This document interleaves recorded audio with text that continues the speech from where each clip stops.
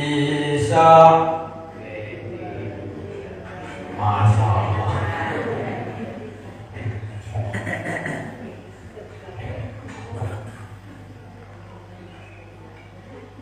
Subuh siap. Salatu khairum minan naum. Salat itu lebih baik daripada tidur. Konten lahilah. Tunggu agak 15 menit lagi baru bangun. Tarik selimut tubuh. Yuk, tarik selimut tubuh.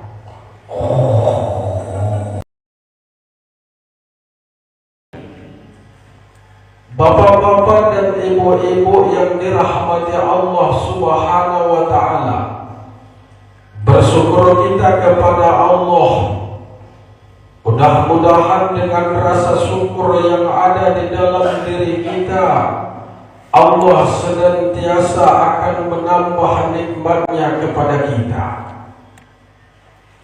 Salawat dan salam semoga akan menambah nikmatnya kepada kita.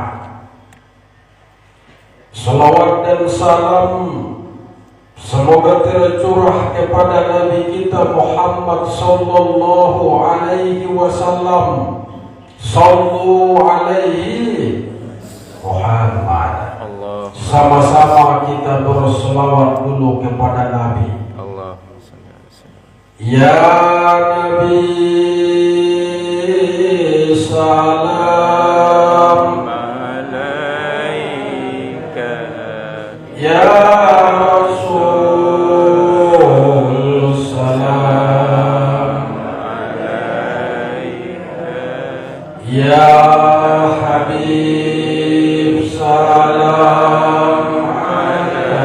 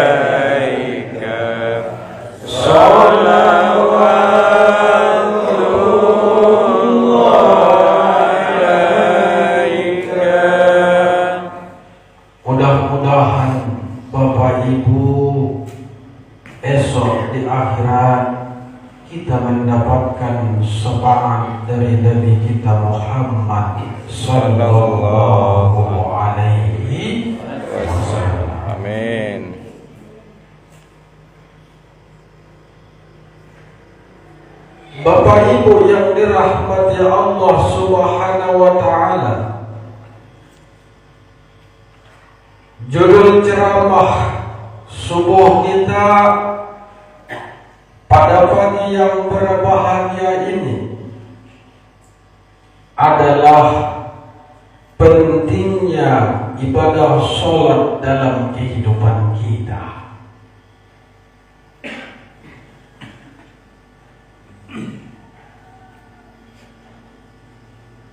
Hidup kita ini Bapak Ibu tak jauh beda bagaikan berjalan di padang pasir yang sangat tandus.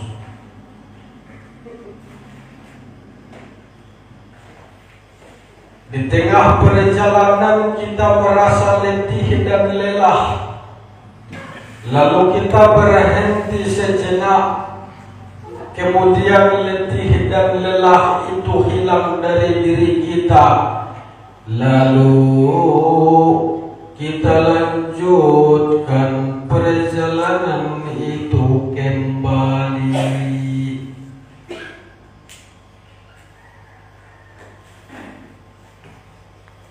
Hidup di dunia ini Bapak Ibu bukanlah selama-lamanya. Betul? Ada yang hidup selama-lamanya Bapak Ibu? Tidak bisa masuk surga.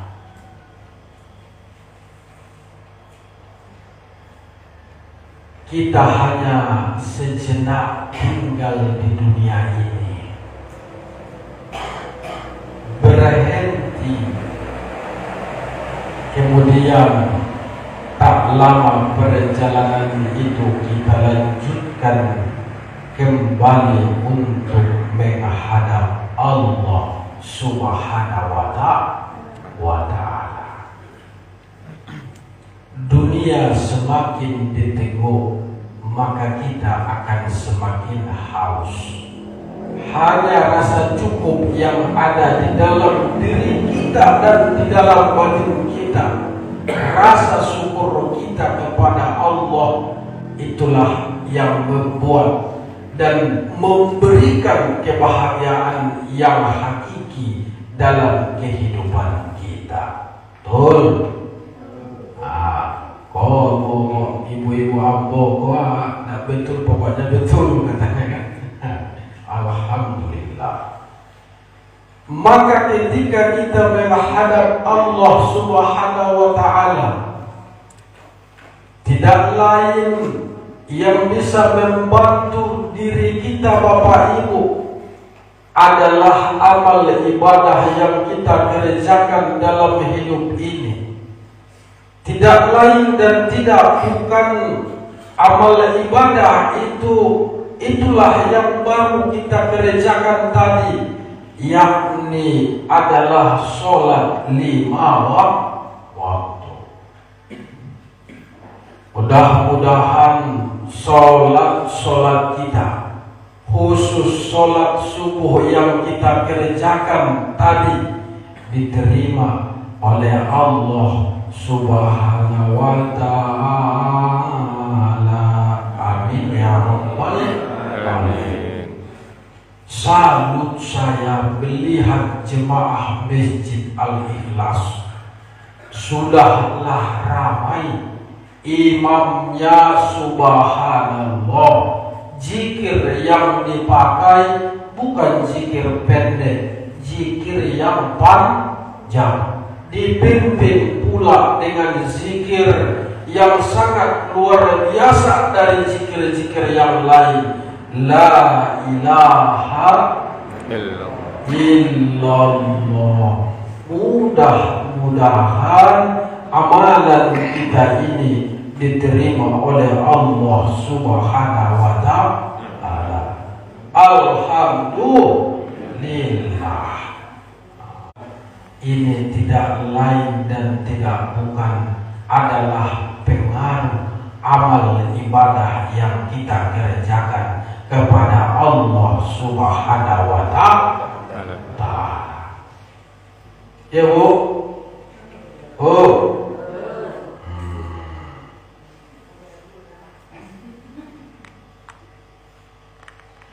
Bapak Ibu yang dirahmati Allah Subhanahu wa ta'ala, maka sholat itu adalah tiang agama dalam kehidupan kita.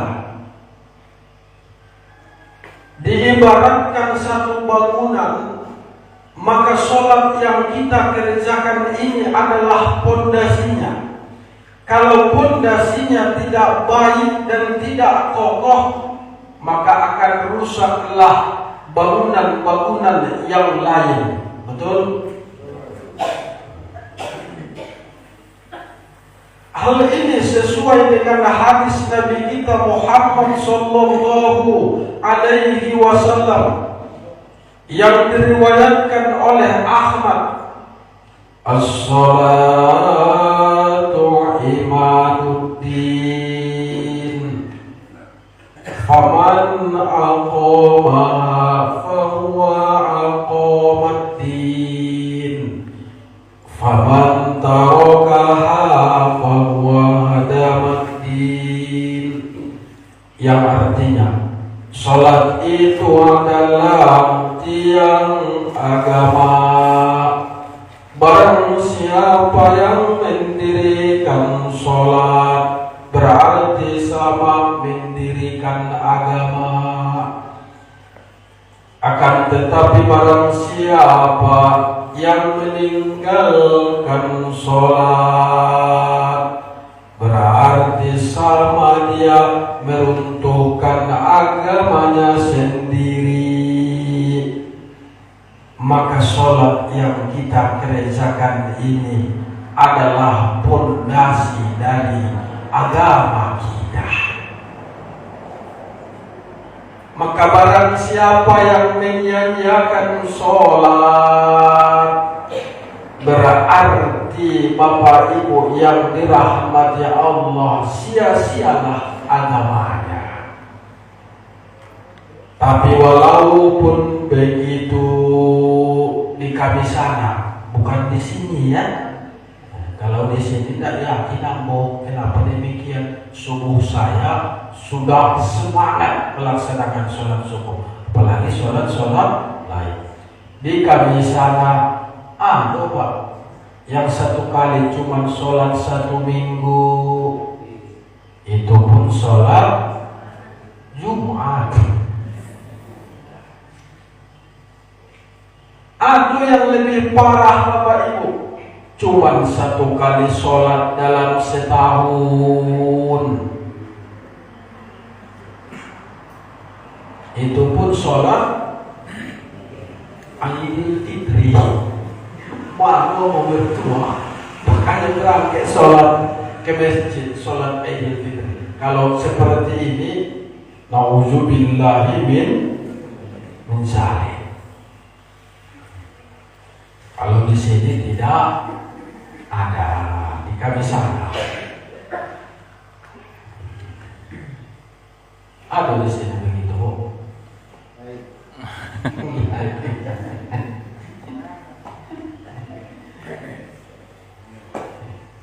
Ini perlu evaluasi kalau begitu. Jadi Bapak Ibu yang dirahmati Allah Subhanahu wa ta'ala, maka sholat 5 waktu itu semestinya harus kita kerjakan dalam kehidupan kita. Karena sebagai mukmin, sebagai muslim, itulah identitas dalam kehidupan kita. Betul? Logikanya Bapak Ibu yang dirahmati Allah, KTP kita lihat di situ adalah agamanya Islam. Tapi kalau orang tersebut tidak sholat, itu diragukan Bapak Ibu. Kenapa demikian? Logikanya, kalaulah misalnya ada orang yang bertamu ke rumah kita, tiba-tiba sudah masuk waktu sholat, panggilan muadzin di masjid berkumandang untuk memanggil kita. Orang yang bertamu ke rumah kita bertanya kepada kita, ada ndak mukena di rumah ini? Ada ndak sejadah di rumah ini? Lalu kita jawab, kita sebagai tuan rumah, tidak ada mukena, tidak ada sejadah. Kira-kira orang yang bertamu ke rumah kita ragu tidak dengan agama kita? Pasti di dalam hatinya ada keraguan, orang yang di rumah ini muslim apakah kagak. Maka sholat adalah identitas kita sebagai orang mukmin. Maka sholat ini adalah ibadah yang sangat penting. Sholat dalam bahasa adalah as-sholatu fil lughah ad-du'a. Sholat dalam arti bahasa adalah permintaan kita kepada Allah Subhanahu wa ta'ala. Kalaulah kita terpilih arti dan makna yang kita baca dalam sholat, mulai dari awal sampai akhir, tidak lain dan tidak bukan kandungannya adalah penyerahan diri kita kepada Allah dan permintaan kita kepada Allah Subhanahu wa ta'ala. Ya Pak,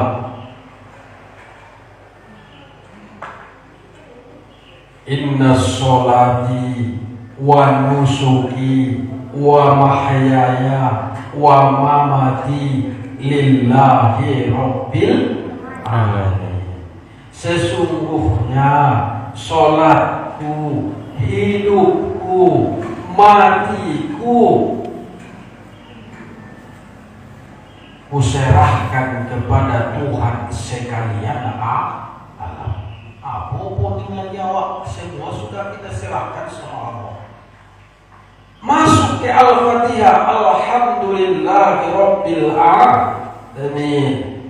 Segala puji bagi Allah Tuhan sekalian alam. Ar-Rahmanir Rahim, yang maha pengasih lagi maha penyayang. Maliki yaumiddin, raja di hari pembalas. Iyyaka na'budu wa iyyaka nasta'in, kepadamu ya Allah kami menyembah dan kepadamu kami minta pertolongan. Ihdinas siratal mustaqim, tunjuki kami kepada jalan yang lurus. Semua sampai akhir banyak yang kita baca itu adalah permintaan kepada Allah Subhanahu wa ta'ala. Namun dalam arti syariat, salat itu Bapak Ibu adalah as-salatu fil istilah wal ibadatu awwalu bit takbir wa akhiru bit taslim, yang artinya adalah sebuah ibadah yang kita kerjakan kepada Allah, yang dimulai dengan takbir dan diakhiri dengan salam. Ya Bu, Allahu Akbar.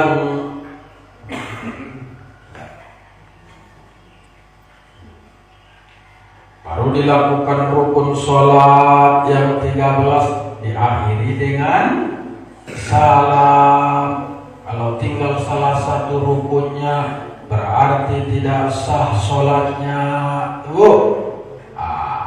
Itu masuk lagi dalam konsep ilmu fikih. Maka Bapak Ibu yang dirahmati Allah Subhanahu wa ta'ala, di dalam Al-Quran surah Al-Ankabut ayat 45, Allah Subhanahu wa ta'ala berfirman, "Utslu ma uhiya ilaika minal kitab wa aqimis shalah innas sholata tanha 'anil fahsya'i wal munkar wa la dzikrullahi akbar wallahu ya'lamu ma tasna'un." Yang artinya, bacalah apa yang kami wahyukan kepadamu dan dirikanlah sholat.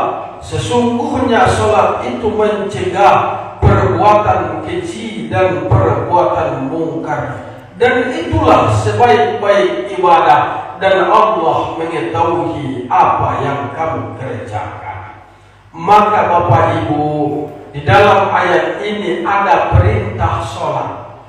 Kita ambillah sedikit ilmunya. Dalam ilmu nahu, wa aqimis sholat, aqimi berasal dari kalimat qoma. Qoma yaqumu kum, aqim, maka dia berbentuk fi'il amar. Fi'il amar artinya adalah perintah.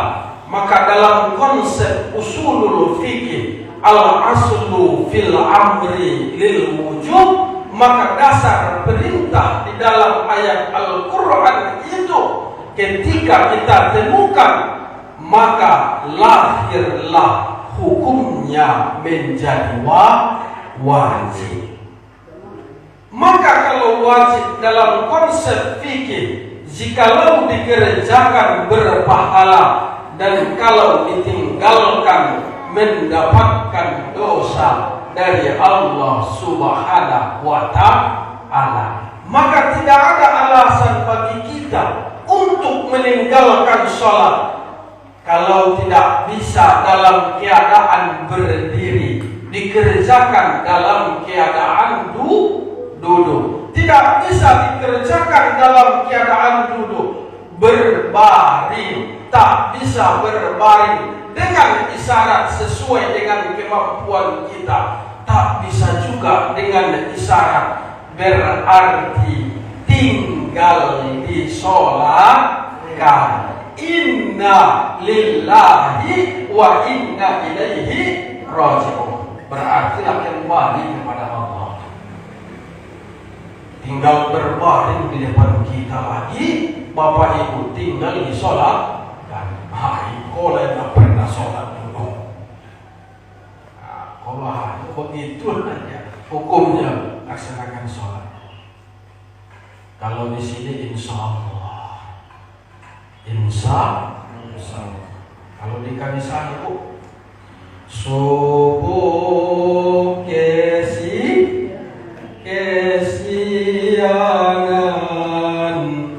zuhur kesibukan, asar di perjalanan, maghrib kecapean, isya Masya Allah.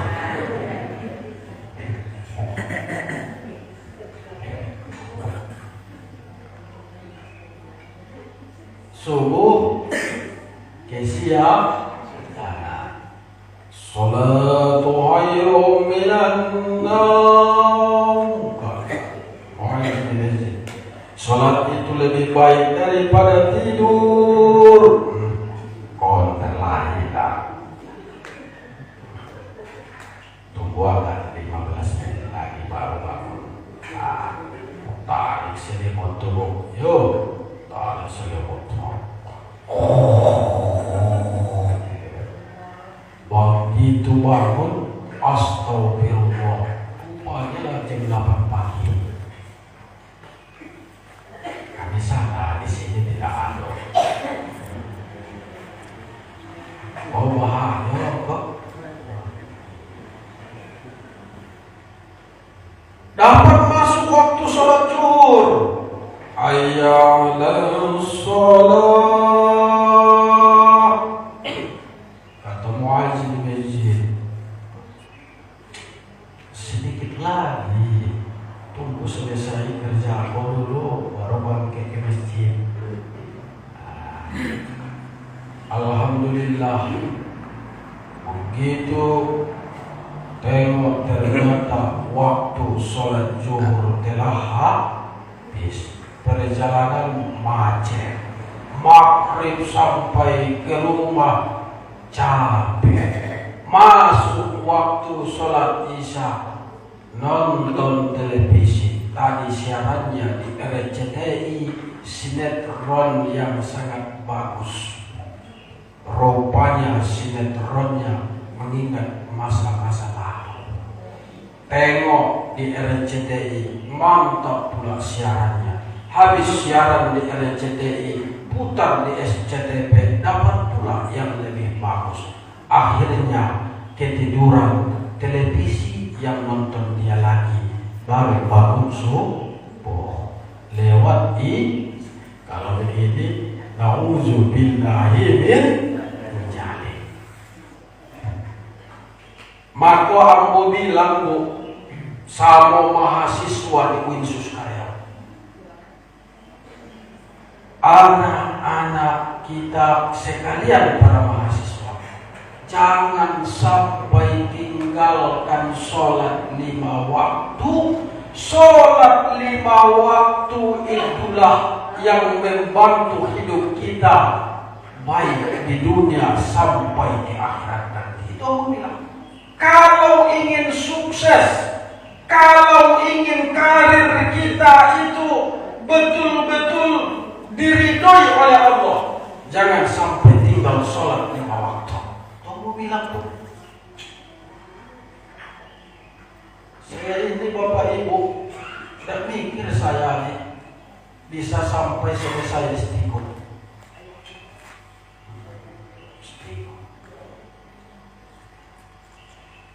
Mungkin karena doa Freddy, Pak Hendri, dia bilang dulu sama saya, Soleh rajin kan, begitulah bahasanya kan. Tapi beliau ini juga lebih rajin lagi sebenarnya. Subhanallah. Jadi beliau ini kawan seperjuangan, tahu dia perjuangan saya seperti apa, mungkin Bapak Ibu tahu seperti apa. Mahal mobil S3 itu Pak, mahal. Biayanya itu ya Allah ya Rabb. Allah. Saya ketika mau ujian terbuka, pengujinya pada saat ujian terbuka tersebut 7 profesor Pak. Kalau nggak kuat mental, nggak kuat ekonomi, nggak mampu kita dong. Ini ngeri perjuangan. Allah Akbar.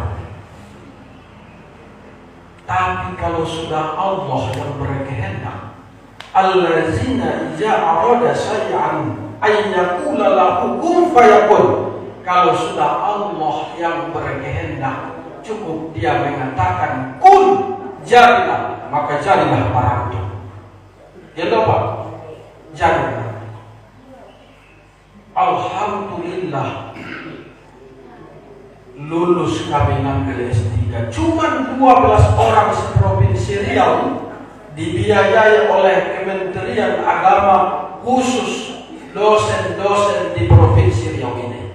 Itu kan kehendak Allah Subhanahu wa ta'ala. Makanya aku bilang Bapak Ibu sama mahasiswa, jangan ditinggalkan sholat 5 waktu, tapi justru juga ditambah dengan sholat sunnah-sunnah yang lain. Tambah sholat duhanya, tambah sholat tahajudnya.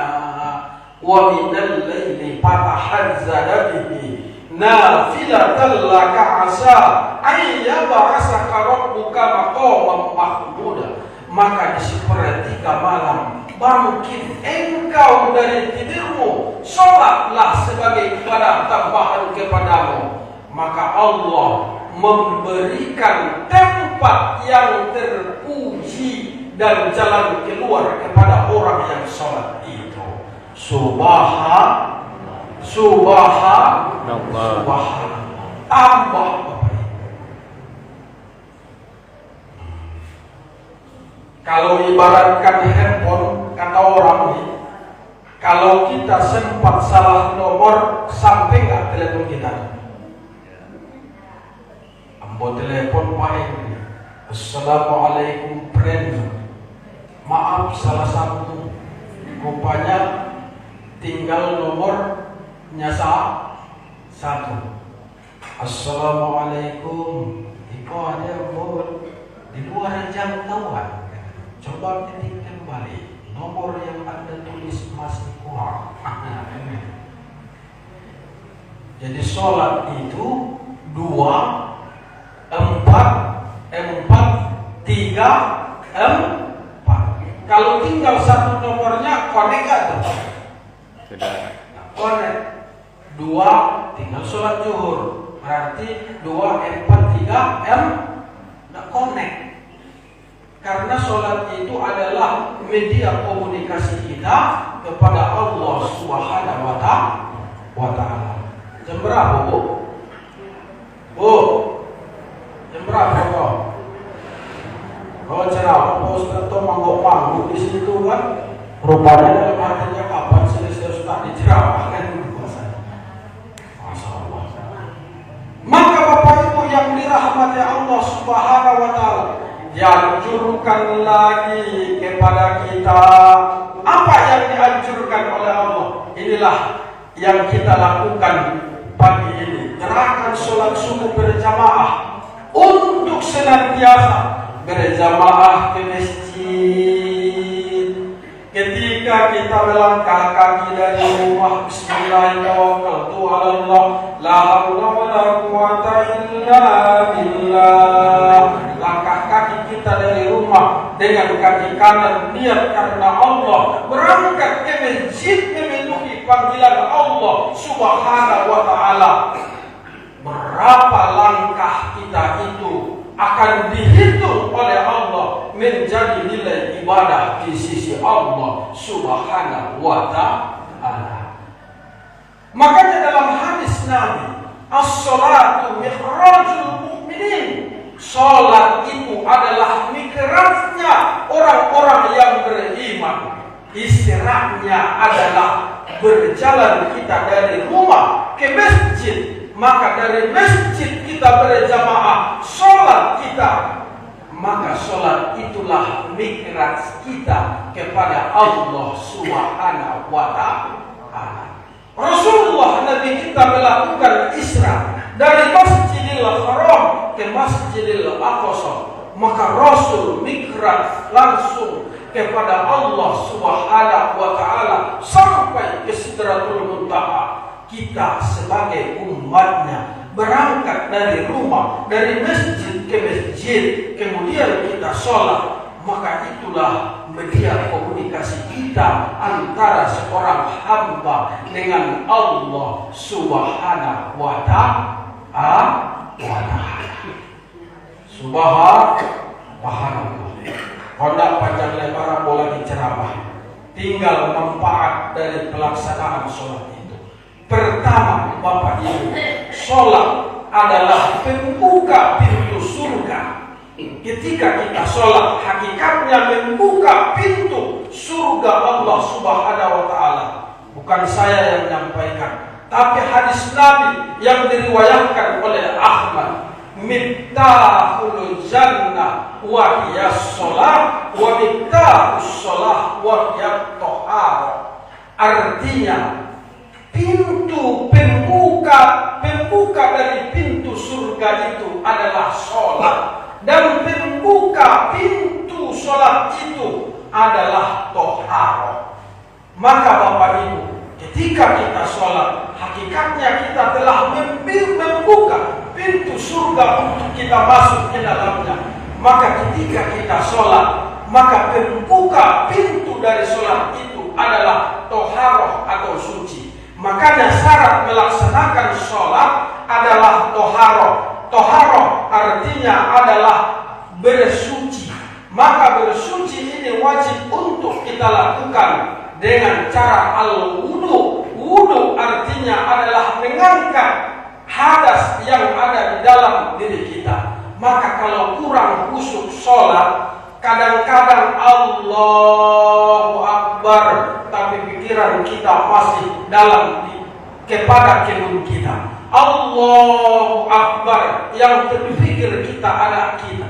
Yang parahnya Bu, Allahu Akbar, kata kucing alamak, habis sama di belakang kau. Tinggal kunci Honda kita, pas waktu sholat ingat kita. Kalau seperti ini, perlu kita secara syariat introspeksinya. Jangan-jangan tidak sempurna wudhu yang kita kerjakan. Jangan Allah nawaitu wudhu ala rabbil hadas mas'ul berdarah. Akhirnya usap semua wajah kan, tangan dan sampai pula ke semua. Jangan-jangan, ya kan? Parahnya takut pula dia kena nanti sisiran Tuhan. Sempurnakan toharoh. Makanya kalau di kampus-kampus kita tuh khusus 3 SKS fiqhul ibadah, karena itu dasarnya dulu. Itu yang pertama, membuka pintu surga. Yang kedua Bapak Ibu, mencegah perbuatan keji dan perbuatan mungkar, yang seperti yang kita baca tadi. Inna sholata tanha anil fahsya'i wal munkar. Sesungguhnya sholat itu mencegah perbuatan keji dan perbuatan mungkar. Yang ketiga Bapak Ibu, sholat itu mencegah kita dari segala penyakit. Menurut ilmu kedokteran, ini coba mereka teliti bagaimana gerak-gerik sholat itu. Ternyata pada pelaksanaan gerak sholat itu Bapak Ibu memberikan kesehatan kepada orang yang mengerjakannya. Kenapa demikian? Ketika kita sujud Allahu Akbar, maka pada saat itu kepala kita berada di bawah, sedangkan pundak belakang kita berada di atas.